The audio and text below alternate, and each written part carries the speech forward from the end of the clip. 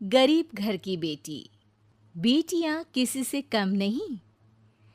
कहानी एक ऐसी माँ की जिसके सपने और लालच इतने बड़े थे कि उसने उसे पूरा करने के लिए अपनी सगी बेटी को भी नहीं बख्शा।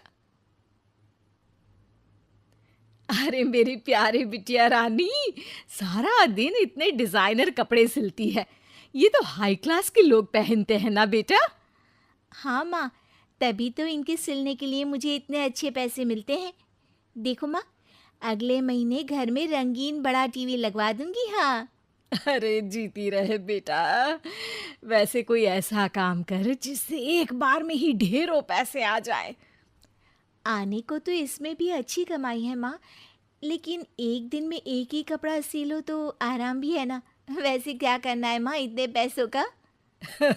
अरे तू बड़ी भोली है बेटा। अरे ओ रायना के पापा, देखो तो रायना के लिए मैंने एक लड़का देखा है।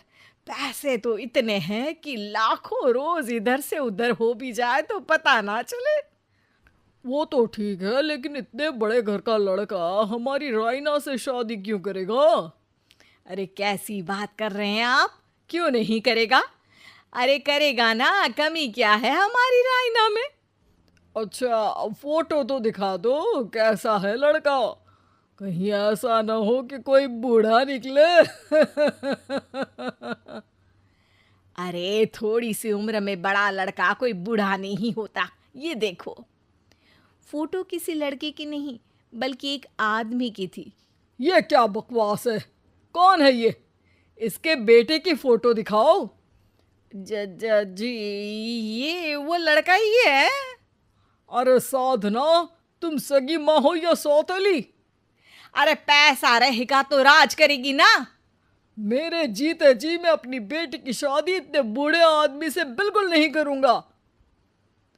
जब मैं अपनी बेटी के लिए लड़का पसंद नहीं कर सकती तो मेरा इस घर में रहने का अधिकार ही नहीं है।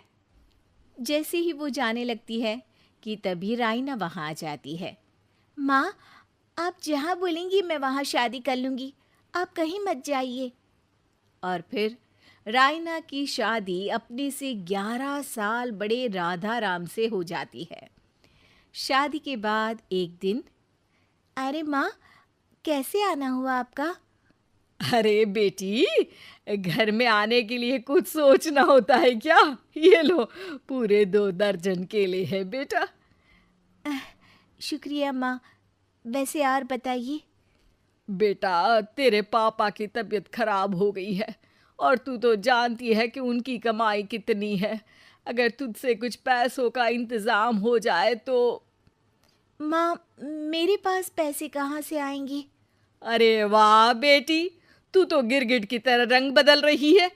अरे तुझे पढ़ाया लिखाया, तेरी शादी में पैसा लगाया, अब तेरे मायके वालों को जरूरत है तो तू ऐसे जवाब देगी?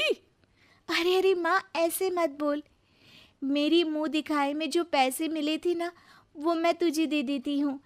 लेकिन अगली बार से आपको जब पैसों की ज़रूरत हो तो आप कुछ दिनों पहले ही बता देना। अरे ठीक है ठीक है, तो अभी से सुन ले, अगले महीने भी पैसों का इंतज़ाम करके रखना, मैं आकर ले जाऊंगी। तभी वहाँ राइना की सास आ जाती है। अरे अरे समधन जी, कैसे आना हुआ? अरे कुछ खाया पिया आपने? अब जी वो केले लाई हूँ पूरे 2 दर्जन। अब बेटी के ससुराल आना था तो खाली हाथ थोड़ी ना आती मैं। कोई बात नहीं बहन जी, आराम से बेटी से बात करिए, मैं और भी कुछ खाने को भिजवाती हूँ। सास के जाने के बाद साधना भी पैसे लेकर घर आ जाती है। अब दिन बीतते हैं। साधना हर महीने राइना के घर आती और पैसे लेकर चली जाती। लेकिन एक दिन अचानक राइना की सास का फोन साधना पर आता है। बहन जी, जैसे भी हो आप जल्दी से हमारे घर आ जाइए ना। हमारी बहू रायना को क्या हो गया है? न बोल रही है न हिल रही है। हैं? अरे मार तो नहीं डाला मेरी मासूम बेटी को। साफ साफ बोल देती हूँ, मेरी बेटी को कुछ भी हुआ होगा ना तो मैं तुम लोगों को कंगाल कर दूंगी, क्लेम कर दूंगी करोड़ों का। अरे क्या हुआ भाग्यवान, कहाँ से करोड़ों आ रहे हैं? अरे मार डाला हमारी बिटिया को उन लोगों ने। हैं? क्या बोल रही हो तुम? मैंने तो पहले ही बोला था कि लड़का ठीक नहीं है। दोनों रायना के घर पहुंचते हैं, जहां रायना का पति कहता है, अरे अरे आप डरिए नहीं, डॉक्टर ने कहा है कि वो अब खतरे से बाहर है। अरे पर वो खतरे में गई क्यों? अरे क्यों मेरी लड़की को मारने की कोशिश की गई? अरे वकील करूंगी बड़े से बड़ा और सबको सड़क पर ले आऊंगी। अरे सौम्या की माँ में इतनी हिम्मत है कि वो अपनी बेटी को पाल ले। रास्ते में ले आऊंगी तुम लोगों को। हाँ। अरे माता जी, लेकिन डॉक्टर की बात तो सुन लीजिए। नहीं नहीं, मुझे किसी की बात नहीं सुननी मेरी बेटी। अरे सुन तो लो भाग्यवान कि क्या बोलना चाह रहा है तुम्हारा दामाद। जी दामाद जी बताइए, क्या हुआ है हमारी बेटी को? अरे पता नहीं, सारी सारी रात किसके लिए कपड़े सिलती रहती है और वो कपड़े जाते कहाँ हैं। अरे हम तो इतने पैसे वाले हैं, हमें तो कोई ज़रूरत नहीं है इसके सिलाई के पैसों की। मैंने तो कहा भी कि बिटिया अगर इतनी इच्छा है तो दिन में एक ड्रेस सिल लो, लेकिन मानी नहीं। आप ही की बेटी है, पूछिए आप, पूरे होश में है अब। हाँ। ये कहकर सास वहाँ से चली जाती है। अब कमरे में सिर्फ बेटी, माँ और पिता थे। बेटा, मैं तो जीते जी मर जाता अगर तुझे कुछ हो जाता तो। क्या बात है बेटा, ये लोग अच्छे नहीं, तेरा पति ठीक नहीं है बेटा। अरे नहीं नहीं पापा, ये तो साक्षात भगवान का रूप है। मेरी सास तो मेरा पूरा ख्याल रखती है। ये लोग बहुत अच्छे हैं पापा।